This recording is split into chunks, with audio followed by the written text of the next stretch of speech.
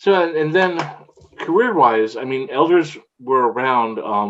Not I wouldn't say they were all GLBT elders, but I had a lot of advocates and what do you call them?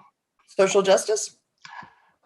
Yes, the straight people that treat us with dignity and respect and really enjoy us. So um, there's a term, and I want to say advocate, but I feel like that's not the right word. It's not allies, is it? Thank you. That's exactly what I was looking for. Of course, Excellent. this is what happens when it's 16 hours since you started working. So, but then when I moved to Vermont, hello Northeast for both of us. When I moved to Vermont, there was I was doing my regular job, and I was also part of the after hours crisis team, which was supervised at the time by Stan Baker, who I have permission to use his name. Talk to him today.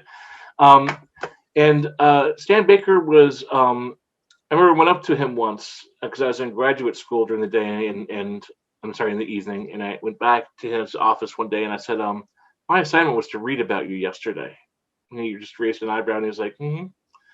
So Stan Baker was the Baker that you know from Baker versus the state of Vermont, who is he and his partner were the ones that created civil unions before all of this gay marriage stuff happened. It was the first fire across the bow, as I like to say.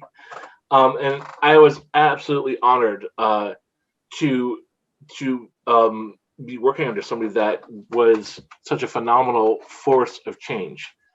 And even though it ramped up homophobia right after I moved there, and I was kind of surprised because I'm like, is this Vermont?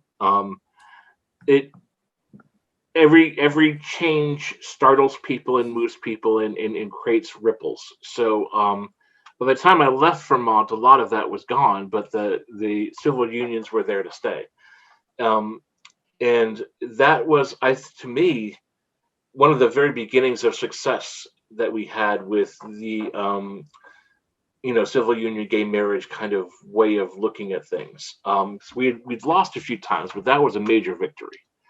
Down in Bernie Sanders land, up in Bernie Sanders land, I guess you should say. So it's thrilling to be around people that know how to make change and what steps to take, and can make the ground beneath you feel solid when you decide to do something yourself and decide to move forward yourself. So that was an elder that made something to me. I don't know if you guys have any others.